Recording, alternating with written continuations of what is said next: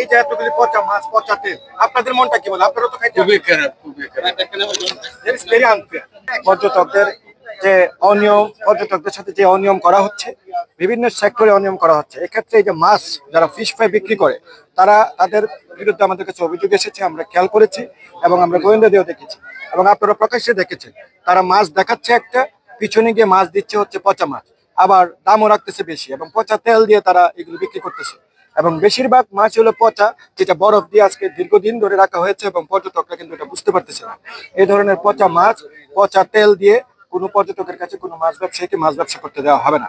এবং যাদেরকে আজকে তারা নিজেরাই পচা মাছ ফেলে দিয়েছে এবং তারা পচা তেল ফেলেছে এবং এই অভিযান প্রতিনিয়ত আমাদের চলতে থাকবে। আমরা সংশ্লিষ্ট ভোক্তা অধিকার মহোদয়কে দৃষ্টি আকর্ষণ করছি, উনি খুব শিগগিরই এসে যেন এগুলো জরিমানা করেন।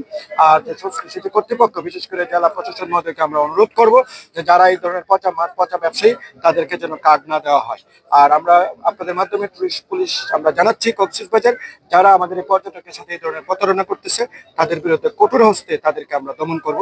কোনো অবস্থাতে সে যেই হোক, যত বড় সিন্ডিকেটই হোক, তাকে ছাড় দেওয়া হবে না। এবং তারা কোনো আড়াল করে মাছ বিক্রি করতে পারবে না। একটা মাছ আপনি দেখাচ্ছে একটা, আবার আড়াল করে কাটতেছে আরেকটা, দিচ্ছে আরেকটা, তারপরে হলো আপনার হলো আবার ভেজাল তেল। যে তেল আমরা দেখেছি এটা মোবিলের মতো হয়ে গেছে, সারাদিন একই তেল।